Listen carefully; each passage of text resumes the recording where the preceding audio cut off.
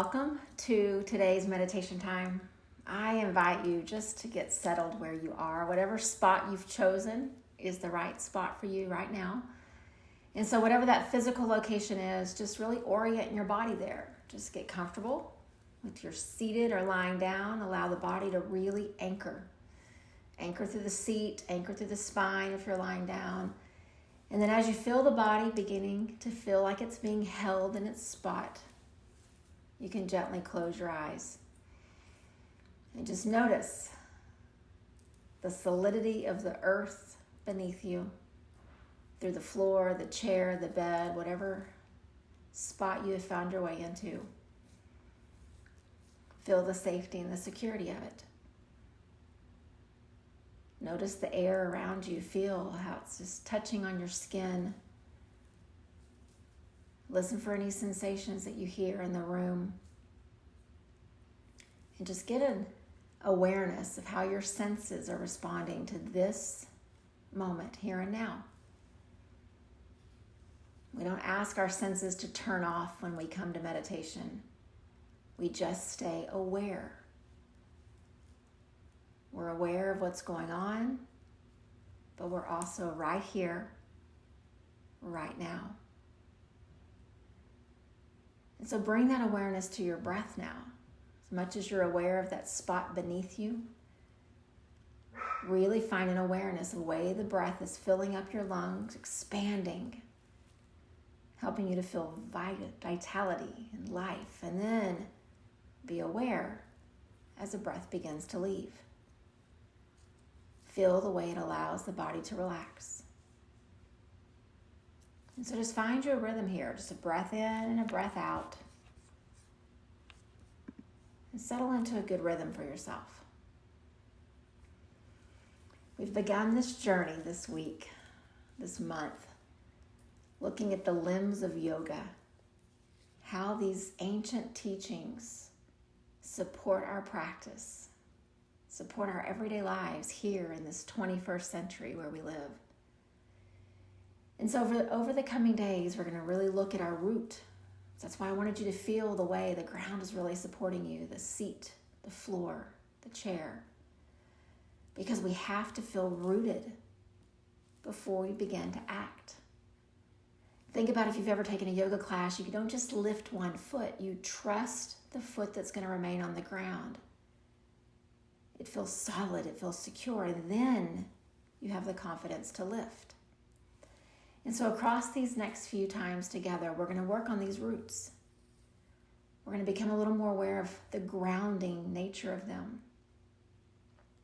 And then from those roots, we'll have the confidence, we'll have the awareness to begin to act and move throughout our life. Doing all the things that we need to do, that we're responsible for, but doing them with this sense of grounding. And so I would encourage you, as we explore each one of these in the coming days, begin to watch them and see how they just manifest in your life, in your professional life, in your friendships, in your time in your home. We call these the YAMAs. It's a Sanskrit word that talks about these moral precepts that really give us grounding in our everyday life. Oftentimes they get a bad reputation of being all the don'ts, but I like to look at them as the do's, the teachings of how we conduct ourselves. And so the one that we're going to sit with across these few minutes today is called Ahimsa. Ahimsa. When we translate it, there's so many English words that we try to capture the meaning of Ahimsa, but at the very root of it, the very basic understanding is it means that we, like doctors, do no harm. That in the actions that we perform in our lives, the thoughts that we have, we do them from a place of non-harming. And we'll explore this idea of Ahimsa in the coming days. And we'll try to go deep with it. Because on the surface, we all know we're good people. We don't harm others. We don't intentionally set out to ever hurt anyone. But I want us to look at Ahimsa from many different angles. And so today, it's about us. It's about how we care for ourselves. And so I would just encourage you, just for the next few breaths, just kind of replay today's events in your head, maybe the last couple days, and just notice how many times you did something for someone else. They could be big, grand acts that you performed for someone. They could be the smallest things, like allowing a car to merge in front of you. So just think across today and maybe the last couple days, all the different times that you did something for someone, sometimes without even thinking about it. It's almost like second nature. Did you smile at the person that handed you your coffee? Did you pack a lunch for your kiddo before they went to school? Did you check in with your partner when they got home about how their day went?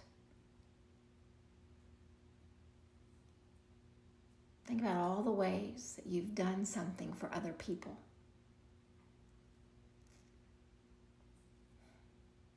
At the core of who we really are good, compassionate humans.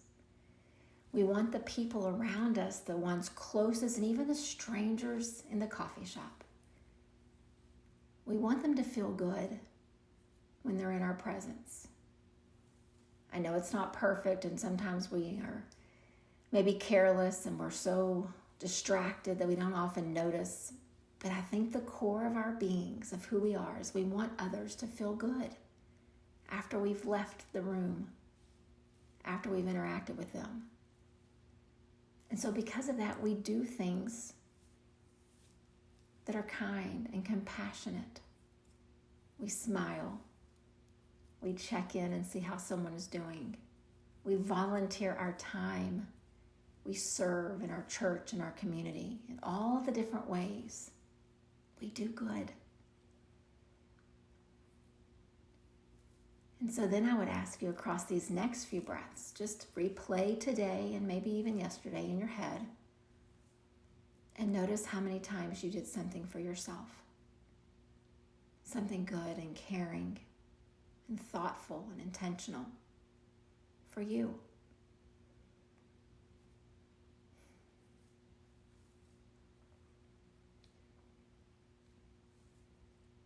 I would guess that we are all pretty similar in the sense that our list of what we've done for others far exceeds the list of what we've done for ourselves. Some of us were raised with this idea that we always act for others first, and if we do it for ourselves, it's selfish. We always think about others. But this practice, this idea of Ahimsa, the teachings of yoga and meditation, would tell us that how we take care of ourselves does matter. We smile at the girl who hands us the coffee cup, but how often do we look in the mirror and smile at ourselves? How often do we think good things about ourselves? If you notice someone at work or someone that you interact with on a regular basis, you notice that they're worn out. They're just worn out. Maybe they've had a really hard day. Maybe they're going through a really tough trial. And so you put your arm around them, or you pull them over to the side, or you step in and do something for them so they can take a break. How often do you do that for yourself? You recognize that you're worn out. You recognize that you're tired or that you're carrying really big burdens. So how often do you give yourself permission to just go sit outside without a phone, without an agenda, and just look at the trees and listen to the birds? Or if nature is not your thing, you go to the thing that is for you, the thing that just fills your cup up. How often do you offer that to yourself?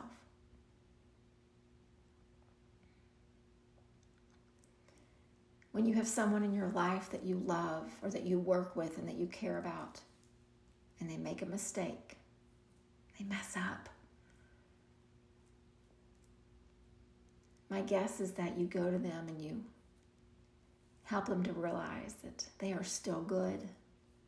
And maybe it wasn't even their fault and they just deserve a break this time. And they'll do better next time. They'll learn from this. You encourage when others make a mistake. How often do you do that for yourself? When you mess up, what's the self-talk that's going on in your head? And I'm asking you these questions as much as I'm asking them of myself. Because ahimsa, this idea, this root way of being, is not just about non-harming others.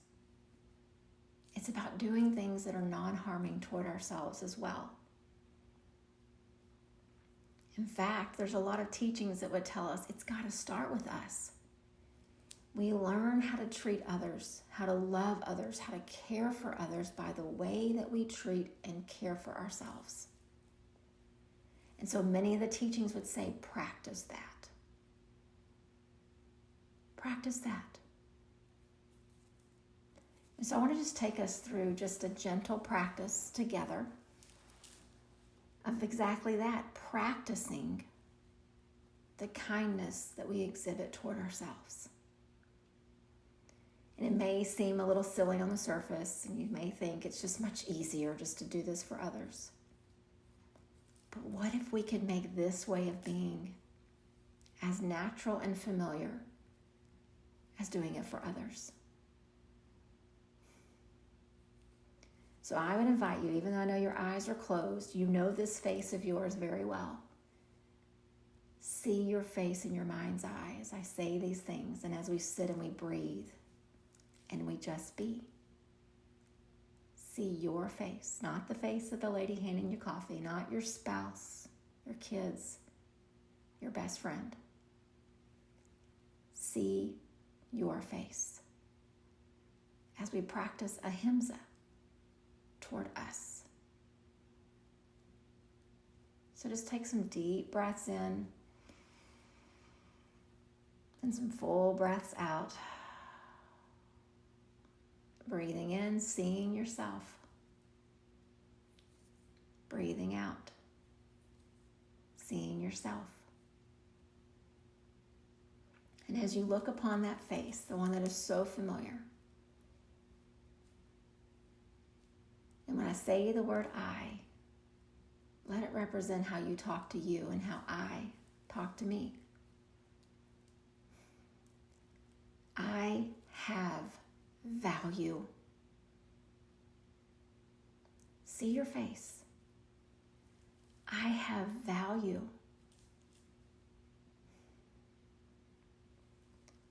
See your face. I make mistakes, but I deserve grace. See your face. I make mistakes, but I deserve grace. See your face. I'm carrying a lot, and I deserve moments where I can put it all down. See your face. I am carrying a lot, and I deserve moments when I can put it all down. See your face.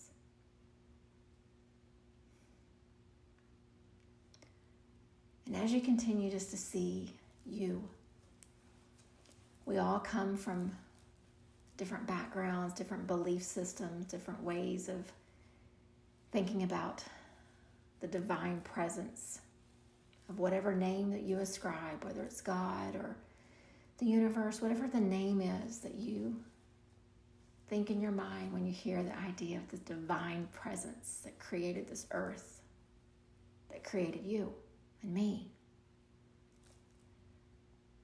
So when you think about that,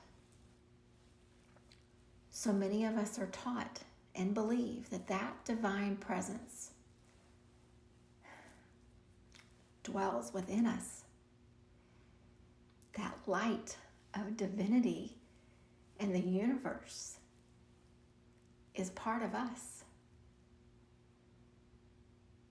The same force that put the stars in the sky and made the birds fly and sing created me and you. And don't you think that that creator, that divine force, sees the value in you and me? Don't you think that that divine force realizes that we make mistakes, but gives us grace anyway? And don't you think that that divine force sees how much we are carrying and would whisper in our ear and say, it is okay to set it down for a while, to find restoration, to find some stillness and some peace? And if this divine force that hung the stars in the sky and created everything in between sees that in us, shouldn't we see it in ourselves as well? I have value.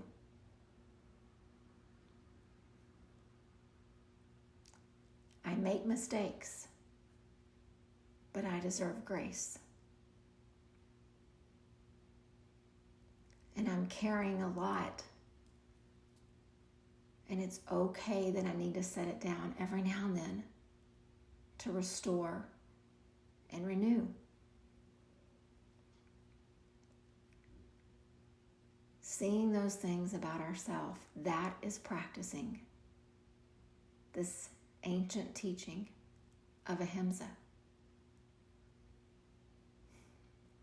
So I would invite us just to sit in the stillness. Let the words just kind of sit, hold space. See what comes across your mind's eye. And see if you, as you look at this reflection of your face, those familiar eyes and nose and teeth, all the markings, see if you can see the same value that the divine creator of the universe sees as well. Just continue to breathe slow, deep, full breaths.